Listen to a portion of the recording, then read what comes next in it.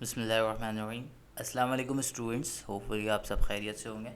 मैं आपका टीचर मोहम्मद हबीब अमीन। तो आज की वीडियो के अंदर बेटा हम स्टार्ट करने जा रहे हैं इनबॉर्न और इनेट इम्यूनिटी। देखो बेसिकली हमने जो है third line of defence start किया हुआ है। थर्ड लाइन ऑफ डिफेंस के अंदर वी हैव सम कॉन्सेप्ट्स जो कि हमें यहाँ पे पता होने चाहिए। देखो बेटा इनेट इम्यूनिटी पहले भी जिक्र किया हुआ है, सो ये कोई न्यू टर्म नहीं है आपके पास। द इनबॉर्न और innate immunity provide the non specific natural defence in our body against pathogenic organism. It is conferred upon us through physical barrier, cellular barriers that includes macrophages, neutrophil, mast cell, eosinophils, basophils, biochemical barriers that include cytokines, interferons, interleukin. This kind of immunity is a consequence of genetic makeup of an individual, so it exists before the infection is acquired. देखो अब ये जो reading की है इसका मतलब सिर्फ भाई ये बताया गया कि जो इनेट है तो सिंपल वर्ड्स के अंदर ये होती है बाय बर्थ।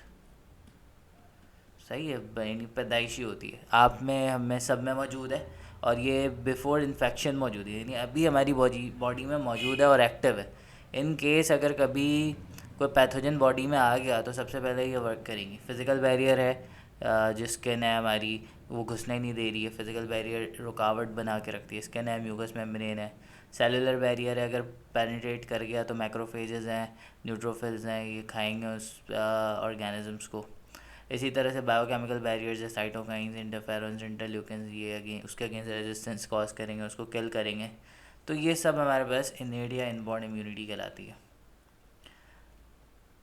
जिसके अंदर फर्स्ट लाइन और सेकंड लाइन आ जाती है हमारी। फिर आ जाता है बेटा एक्वायर्ड और अडेप्टिव इम्यूनिटी। एक्वायर्ड या अडेप्टिव, अडेप्टिव का मतलब है जो चीज़ पहले से नहीं थी बाद में अडेप्ट की है। After the breach of the inborn immunity, the acquired और adaptive immunity come in action against pathogenic और फॉरेन ऑर्गेनिजम्स। भाई देखो अब वो ऑर्गेनिज्म बॉडी में आ चुका, सही है। अब ऑब्वियसली जो है हमारी जो फर्स्ट लाइन सेकंड लाइन है वो उसको मारने की और ख़त्म करने की कोशिश करेगी, बट उसी के साथ फिर एक्वायर्ड और या अडेप्टिव इम्यूनिटी एक्टिवेट हो जाती है। This is the strongest part, ये थर्ड लाइन ऑफ डिफेंस के अंदर होता है। And this is the strongest response जो कि पैथोजन के अगेंस्ट होता है। It is also the resistance offered, sorry, it is specific in nature and pathogen is that with T and B lymphocyte। देखो बेटा एक्वायर्ड और अडेप्टिव इम्यूनिटी के लिए जो सेल्स रिस्पॉन्सिबल है वो टी सेल्स और बी सेल्स हैं, सही है।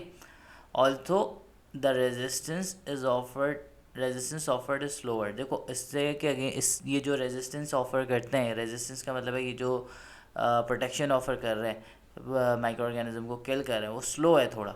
यानी स्लो इसलिए बेटा कि जब पैथोजन आता है तो फ़ौरन से टी सेल्स और बी सेल एक्टिवेट नहीं हो जाते हैं, इनको एक्टिव होने में, रिकॉग्नाइज करने में टाइम लगता है, जब भी इनका रिस्पांस जो है स्लो आता है, फ़ौरन से नहीं आ जाता, सही है, फ़ौरन नहीं आ जाता। Also it is long lasting due to existence of memory की वजह से ये लॉन्ग लास्टिंग होता है। यानी फॉर एग्जांपल अगर एक पैथोजन आ गया अभी बॉडी के अंदर, वो हमें हमारी बॉडी को उसने हमें बीमार किया एंड टी सेल्स और बी सेल एक्टिवेट हुए और उसने उसे किल कर दिया, तो पैथोजन के ख़त्म होने के बाद इन टी सेल्स में मेमोरी सेल्स बन जाती।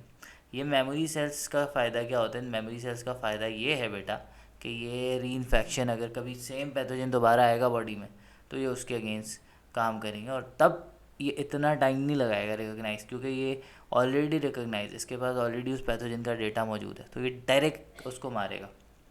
इन फ्यू केसेस लाइफ लॉन्गर, कुछ केसेस के अंदर लाइफ लॉन्गर भी होता है, सही है, particular pathogen. In this case the resistance offered by individual varies from person to person. अब देखो यहाँ पे दोनों फैक्टर्स हैं कि पैथोजन के ऊपर भी डिपेंड करता है कि वो मेमोरी सेल समटाइम हमें ज़िंदगी भर के लिए होते हैं। जैसे टाइफाइड हो गया तो बहुत से लोगों में टाइफाइड एक बार हो गया, ज़िंदगी में दोबारा कभी भी नहीं होगा क्योंकि उसके मेमोरी सेल्स। अब ये पर्सन टू पर्सन वेरी भी करता है, यानी हर पर्सन में इम्यूनिटी ऐसी नहीं है कि फॉर एग्जांपल एक बंदे को कोई बीमारी हुई उसके बाद जो है दोबारा उस वही सेम पैथोजन आएगा, तो लाजमी नहीं है कि उसको दोबारा बीमारी हो सकता है दोबारा कभी हो ही नहीं। तो बेटा फर्स्ट रिस्पॉन्स जो आता है हमारी बॉडी का वो हमारे पास प्राइमरी इम्यून रिस्पॉन्स कहलाता है। Primary immune response. अब जब सेकेंड टाइम वो पैथोजन आएगा,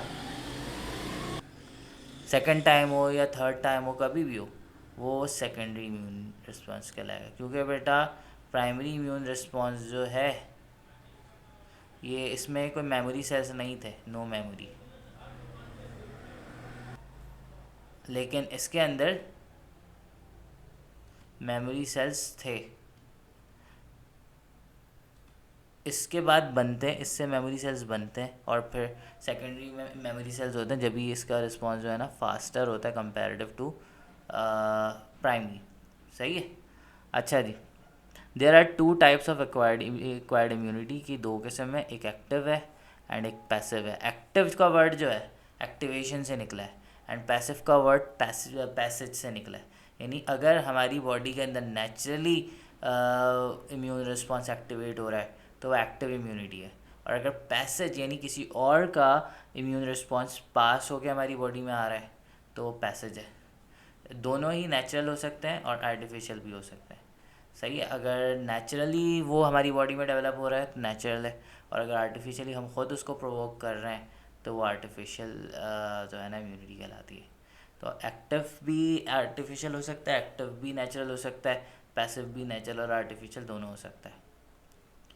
अब बेटा हम यहाँ पे बात करते हैं, अगर एक्टिव इम्यूनिटी की बात करें, फॉर एग्जांपल एक्टिव इम्यूनिटी की बात करें, तो एक्टिव इम्यूनिटी बेटा क्या होता है? एक्टिव इम्यूनिटी नेचुरली पैथोजन जब बॉडी में आता है, नेचुरल इन्वेजन ऑफ पैथोजन, तो नेचुरली उस पैथोजन के हमारी बॉडी में आने के बाद जो जो भी रिस्पॉन्स आता है, जो भी रिस्पॉन्स हमारी बॉडी देती है, सही है, वो हमारे पास क्या कहलाता है? Natural active immunity. सही है। यानी हमारी बॉडी में आ गया, अब हमारी बॉडी उसके अगेंस्ट रिस्पॉन्स दे रही है।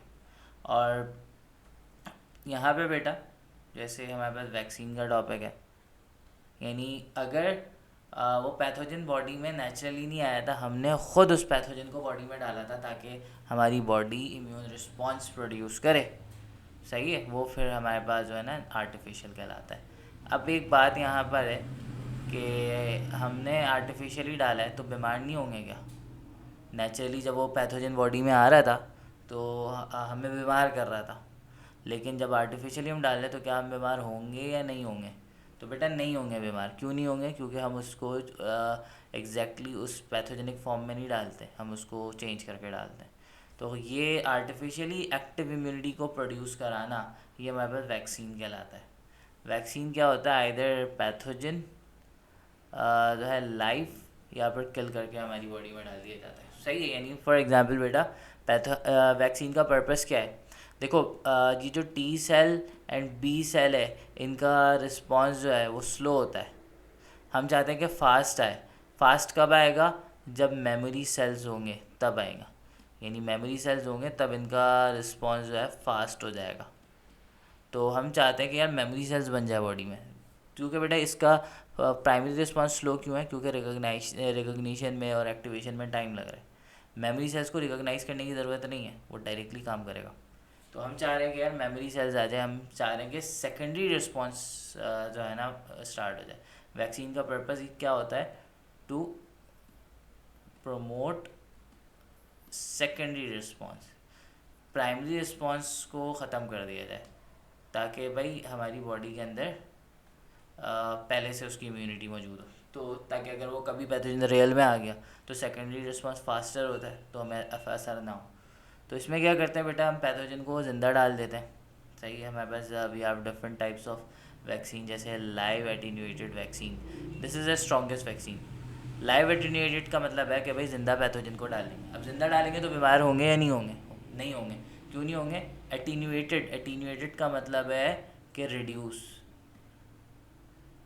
रिड्यूस करके उसके इफेक्ट को। फॉर एग्जांपल बेटा एक कोविड का वायरस है, कोविड के वायरस में बेटा ऐसे स्पाइक्स प्रेजेंट होते हैं। सही ना? कोविड के वायरस में ऐसे बाहर स्पाइक्स प्रेजेंट होते हैं। इन स्पाइक्स के ज़रिए से वो हमारे होस्ट के सेल को, यानी अपने होस्ट सेल को, हमारे लंग्स के सेल को पहचानता है और उसके साथ उसको अटैक करता है। हम क्या करते हैं कि स्पाइक्स निकाल देते हैं।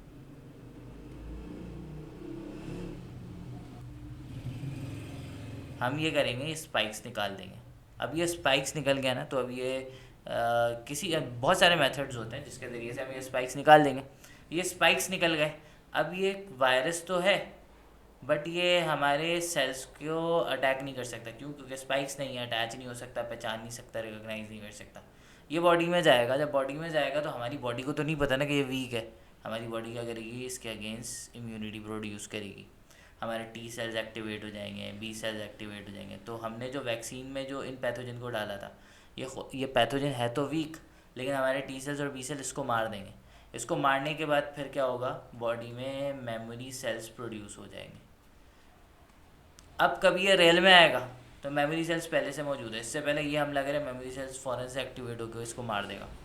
तो इस तरीके से हमारा जो इम्यून रिस्पॉन्स है वो प्रोड्यूस हो जाएगा, हमारा इम्यून रिस्पॉन्स फास्ट हो जाएगा। फिर एक इनएक्टिवेटेड, कुछ पैथोजन इतने ख़तरनाक होते हैं कि भाई हम उसको लाइव एटीन्यूएटेड फॉर्म में नहीं दे सकते, फिर हम उसको इनएक्टिव यानी किल करके देते हैं। किल पैथोजन, हमने पैथोजन को जो है ना जान से मार दिया, और फिर बॉडी, क्योंकि भाई किल करके डाला तो फिर भी बॉडी उसको रिकोगनाइज कर लेती है। लेकिन comparative to live attenuated in toxic inactivated vaccine थोड़ा सा वीक होता है, इसका रिस्पॉन्स उस तरह से नहीं होता जितना लाइफ का होता है। फिर एक है टॉक्सॉइड वैक्सीन। टॉक्सॉइड वैक्सीन का मतलब ये होता है कि बेटा हर पैथोजन जो है ना कोई टॉक्सिक सब्सटेंस प्रोड्यूस करता है, तो हम क्या करते हैं, वो टॉक्सिक सब्सटेंस उस पैथोजन में से निकालते हैं और बॉडी में डाल देते हैं, ताकि बॉडी एंटी टॉक्सिन्स बना सके, इन टॉक्सिन्स के अगेंस्ट एंटी टॉक्सिन्स बना सके। और फिर अगर कभी ये वायरस या बैक्टीरिया रियल में आएगा और ये टॉक्सॉइड्स प्रोड्यूस करेगा बॉडी के अंदर, तो एंटी टॉक्सिन्स मौजूद है, तो क्या होगा? जिससे ये होगा कि वो इफ़ेक्ट नहीं आएगा, यानी हम बीमार नहीं होंगे। समझ आ रही है बात? पैथोजन बॉडी में आता है तो टॉक्सिन्स प्रोड्यूस करता है, जिसकी वजह से हम बीमार हो जाते हैं। तो भाई हमने क्या किया है, पहले से ही एंटी टॉक्सिन्स बना लिए हैं बाई इंट्रोड्यूसिंग टॉक्सॉइड आर्टिफिशियली, तो वो हमारा टॉक्सॉइड्स वैक्सीन कहलाता है। फिर सब यूनिट का मतलब है पूरी बॉडी, यानी पैथोजन का पूरी बॉडी नहीं डालेंगे, उसका कोई पार्ट डालेंगे, जिसमें रिकॉम्बिनेंट्स है। रिकॉम्बिनेंट्स में हम क्या करते हैं? रिकॉम्बिनेंट्स में बेटा हम ये करते हैं, फॉर एग्जांपल लेट्स सपोज के रिकॉम्बिनेंट का मतलब है दो चीज़ों का मिला देना। फॉर एग्जांपल बेटा एक बैक्टीरिया है, सही है, इसके अंदर एक डीएनए है, ये हार्मफुल इफेक्ट प्रोड्यूस करता है, सही है। हमने क्या किया? हमने इसको वायरस में डाला, सही है। अब इसके साथ मिला दिया एंड देन इसकी रेप्लिकेशन कराई। वायरस रेप्लिकेट करता है, ये रेप्लिकेशन होगी, इसकी रेप्लिकेशन होने के बाद अब ये इस बैक्टीरिया के अंदर कोई ऐसा जीन था जिसकी वजह से ये था पैथोजेनिक, सही है। वो पैथोजेनिक जीन जो है हम निकाल देते हैं, वो पैथोजेनिक जीन निकाल के उसकी रेप्लिकेशन कराते हैं उस डीएनए की, और डीएनए की रेप्लिकेशन करा के वो पैथोजेनिक जीन तो निकल गया, यानी ये आसान अल्फाज में सांप में से जैसे जहर निकाल दिया, अब वो कुछ नहीं करेगा। तो इसी में से हमने इसका जीन निकाला, इससे पैथोजेनिक जीन हटा दिया, हटाने के बाद उसको वायरस में डाल के रेप्लिकेट करा दिया। अब वो रिकॉम्बिनेंट जीन जो है वो डीएनए या आरएनए जो भी है वो हम बॉडी के अंदर डालते हैं, ताकि वो हमारा जो इम्यून सेल्स हैं वो डीएनए के, आपको बताया था ना न्यूट्रोफिल्स जो है उसके अंदर रिसेप्टर्स होते हैं, उन रिसेप्टर्स के ज़रिए से वो जो है ना एंटीजन को या डीएनए को, इन चीज़ों को पहचानता है, तो उसके ज़रिए से पहचानेगा और अटैक तो कर नहीं सकता, लेकिन पैथोजन तो नहीं है, तो ऑब्वियसली उसकी तादाद बढ़ जाएगी। टी सेल्स होंगे, टी सेल्स को एक्टिवेट करा देगा, ये सारे सेल्स होंगे, इनकी एक्टिवेशन हो जाएगी, मेमोरी सेल्स बन जाएंगे। पॉलीसेकेराइड एंड कॉन्जुगेट वैक्सीन, इस पर हम क्या करते हैं पॉलीसेकेराइड या कॉन्जुगेट वैक्सीन में? फॉर एग्जांपल बेटा हमने बैक्टीरिया का एंटीजन ले लिया, एंटीजन जो है ना, अब एंटीजन के साथ हम कुछ पॉलीसेकेराइड्स वगैरह कुछ ऐड कर देते हैं उसके साथ, ताकि बॉडी में जाके वो कोई हार्मफुल इफेक्ट ना करे करे। लेकिन जब वो बॉडी में जाएगा तो हमारी बॉडी, हमारा इम्यून सेल्स उसको रिकॉग्नाइज करने के काबिल होता है, ताकि वो उसको मार सके, सही है। तो ये बात कर ली वैक्सीन की। अब एक्टिव इम्यूनिटी की बात होगी, पैसिव इम्यूनिटी की बात करते हैं। देखो बेटा, पैसिव का वर्ड पैसेज से निकला है, कोई चीज़ पैसे, यानी जैसे फॉर एग्जांपल एंटीबॉडीज़ और immune cells produce by one individual, एक इंडिविजुअल प्रोड्यूस कर रहा है और दूसरे इंडिविजुअल में अगर वो ट्रांसफ़र हो जा रहा है ताकि दूसरे इंडिविजुअल के अंदर भी इम्यूनिटी आए। आपको याद होगा कि कोविड के टाइम पे, कोविड का जो पीक टाइम था, उसमें क्या हो रहा था, लोग जो लोग रिकवर कर गए थे कोविड से, वो लोग अपना प्लाज्मा डोनेट कर रहे थे तो उन लोगों को जो कि क्रिटिकल कंडीशन में थे, क्योंकि बेटा जिन जो लोग रिकवर कर गए थे तो इसका मतलब है उनकी बॉडी के अंदर एंटीबॉडीज़ हैं, इम्यून सेल्स हैं, जिसकी वजह से वो रिकवर कर गए थे ना। तो वो अपना प्लाज्मा, क्योंकि प्लाज्मा में एंटीबॉडीज़ का लाइफ स्पैन तकरीबन 6 महीने 7 महीने का होता है, 1 साल का होता है।